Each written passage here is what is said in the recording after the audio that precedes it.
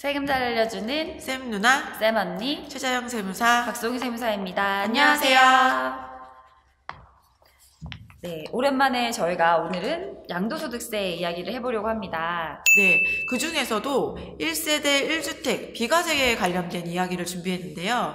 우선 기본적으로 1세대 1주택 비과세 하면 많은 분들이 알고 계실 것 같아요. 네, 모두가 제일 많이 누리는 이제 세제 혜택이기도 했었죠. 비과세 되니까. 네, 네, 근데 이제 과거에는 그 1주택 비과세가 굉장히 간단했는데.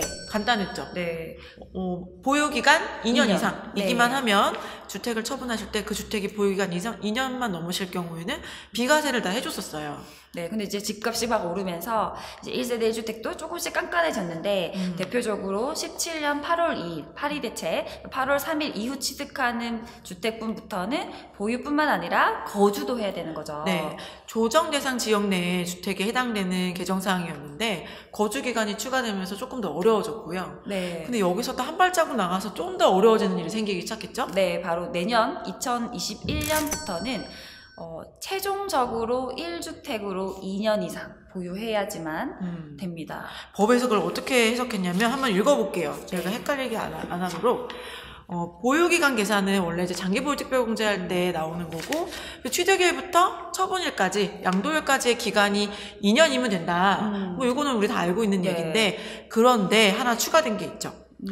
2주택 이상을 보유한 1세대가 1주택 외의 주택을 모두 양도한 경우에는 양도 후 1주택을 보유하게 된 날부터 보유기간을 기산한다.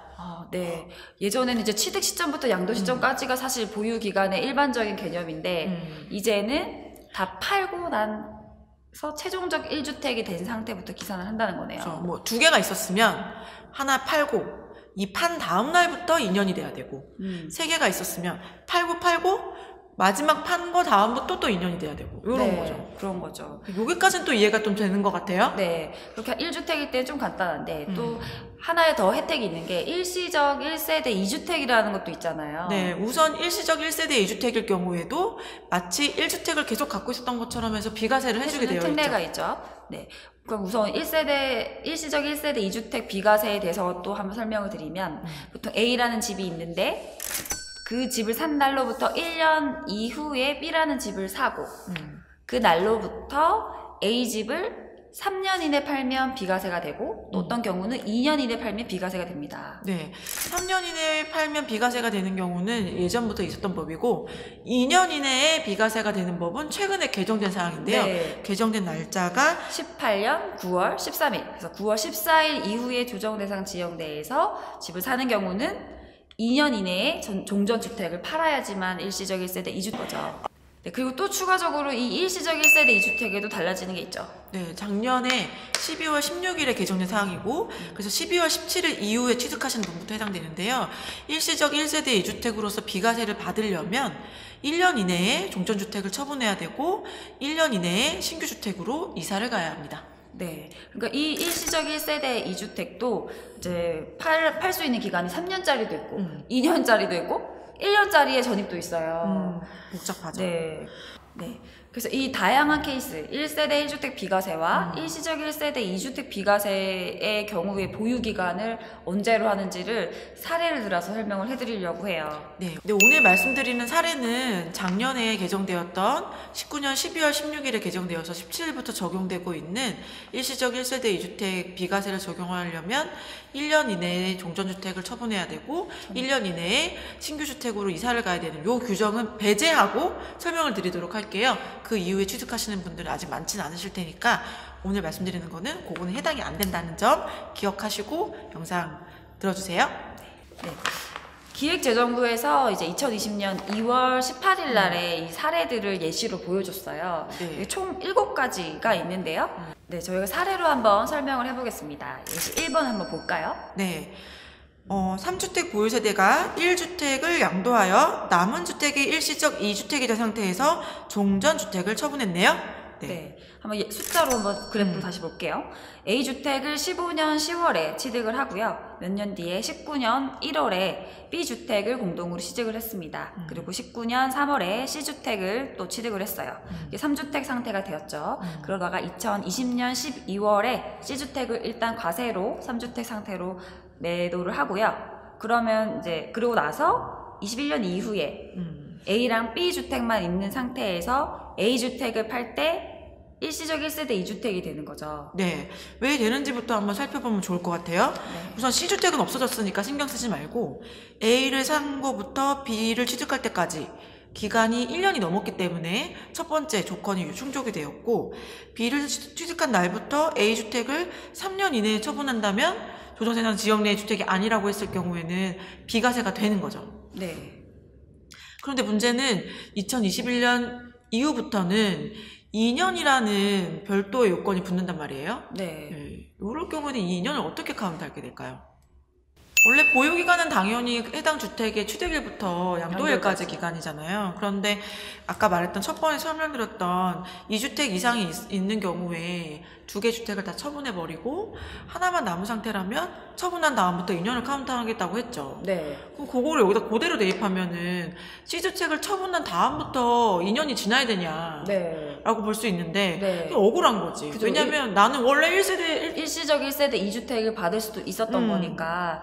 그래서 세법의 조항에 가로 열고 그 조항이 있어요. 네. 일시적 1세대 2주택인 경우에는 제외를 한다라고 되어 있어서 그러니까 원래부터 당초 취득일부터 2년이 지나면 비과세 해줄게 그렇게 결정이 되는 거죠. 그래서 이 사례에서는 결국 C주택을 팔고 나서는 일시적 1세대 2주택이 되는 거니까 이 판 시점이 아니라 원래 이 주택을 취득한 날 15년 10월부터 그쵸. 그거 17년 10월 이후라면 다 괜찮은 거고 C주택과 A주택의 양도의 거리는 사실 상관이 없는 거예요. 바로 팔아도 비과세가 되는 거고 몇 년 지나서 팔아도 당연히 비과세가 되는 거고. 네. 그 이유는 신규 주택을 취득해서 얘가 일시적 1세대 2주택이 된 게 아니라 이 사람들은 원래부터 일시적 1세대 2주택. 그러니까 하나를 팔고 나서 그 2개는 일시적 1세대 2주택 할 수 있었다. 그럼 다른 케이스를 한번 볼까요? 네. 다른 케이스는요.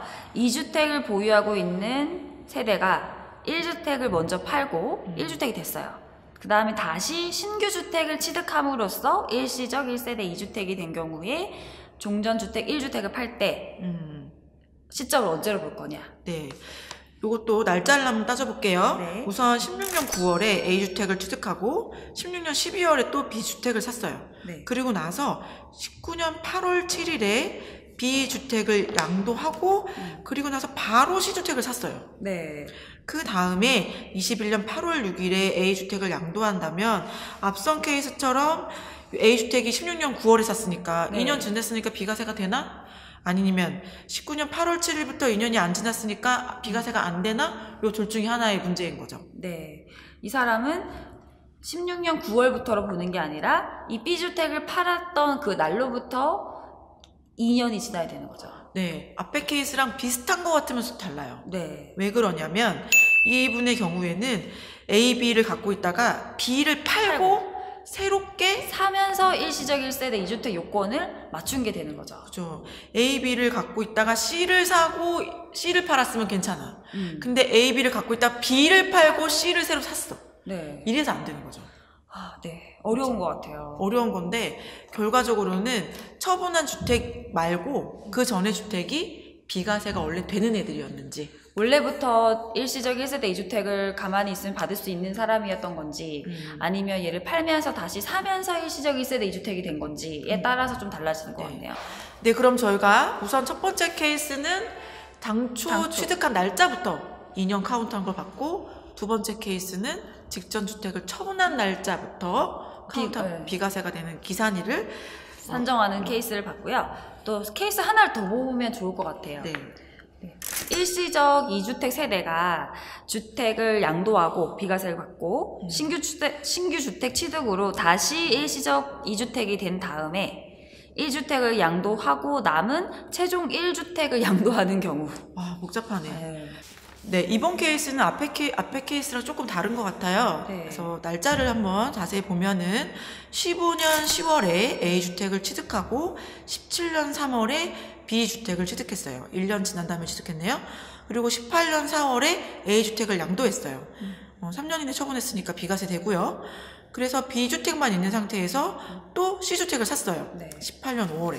네. 그리고 나서 21년 3월에 B주택을 팔았어요. 그러면 지금 종전주택 처분했으니까 또 비과세가 되죠. 네. 그리고 나서 21년 5월에 시주택을 마저 팔았어요. 네. 이때는 하나밖에 없는 상태에서 처분했네요. 네. 이럴 경우에 이게 당해주택, 그러니까 시주택을 취득한 18년 5월부터 2년을 카운트하느냐, 아니면 직전주택을 처분한 21년 3월부터 2년 여부를 카운트하느냐. 네. 이 경우는 이 최종적 1주택을 당해 주택 취득일, 그러니까 18년 5월로부터 보유한 것으로 봐서 1세대 1주택 비과세를 해주게 됩니다. 네. 그 이유는 이 사람 같은 경우는 1세대 1주택 이 비과세를 계속해서 활용을 함으로써 이 사람이 2주택 상태에서 1주택을 사서 비과세를 받은 게 아니라 1주택 상태에서 새롭게 집을 사서 그 전 걸 팔고 또 1주택 상태에서 집을 사서 그 전 걸 팔았기 때문에 가능합니다. 네, 법에서 보면 이 요지가 그거예요. 일시적 1세대 2주택의 경우에는 두 개의 주택, 그러니까 처분하는 주택과 신규 주택 둘 다 나중에 처분하게 될 경우에 1세대 1주택의 보유 기간은 원래 최초에 취득한 날짜부터 카운트한다. 둘 다. 둘 다. 그런데 2주택 상태에서 집을 사서 그걸 파는 경우에는 1주택 상태로 2년 이상 보유를 해야 되는 거죠. 맞아요. 맞아요. 어렵네요. 네. 정리가 되셨는지 모르겠네요. 저희가 표로 설명을 보여드리고 있는데 아마 이 표를 보시면 정확히 이해가 되실 거고요. 그래서 결론적으로는 진짜 어렵다는 거. 네. 원래는 저희가 이제 일시적 1세대 2주택 이게 진짜 1세대 1주택의 꽃이라고 해서 그죠. 원래 물고 이렇게 비과세가 되면 가장 이제 재산 증식에 좋은 이제 세법 중에 하나였는데 앞으로는 실수하지 않기 위해서는 완전히 물고 가든지 이런 식으로 법칙을 정확히 지키든지 하셔야지 중간에 뭐 하나를 낀다든지 이렇게 해서 신규 주택으로 2주택이 돼버리면 그럴 경우는 2년을 반드시 지켜야 되는. 그래서 얘를 팔고 나서 2년이 있어야 되는 네. 경우가 생기는 거죠. 네, 그런... 팔아서 2주택이 남았다 하더라도 잘 뜯어봤을 때 얘는 일시적 1세대 2주택이 아니라 다주택이었다가 2주택이 된 상황인 것 같은 경우는 반환하겠다는 거죠. 네. 어떻게 하겠는지 모르겠지만 이제부터는 주택을 처분하실 때 이 주택의 히스토리뿐만 아니라 전체의 히스토리를 다 가져오셔야 네. 비과세를 정확하게 판단할 수 있을 것 같아요. 네. 21년부터 양도세 신고하기 너무 어려울 것 같아요. 그러니까요. 지금도 어려운데 네. 21년 진짜 어려울 것 같고 여기에서 이게 또 고가주택이어서 장기보유특별공제를 거주기간이랑 보유기간을 쪼개가지고 그죠. 그럼 그 보유기간의 계산도 어렵고요. 네, 진짜 어려워지네요. 어려워집니다. 네. 사실은 이 일시적 1세대 2주택의 보유기간 기산에 관련된 사례가 아직 4개로 남아있어요. 네. 너무 어려운 것 같아서 저희가 우선 3개만 소개를 했고요.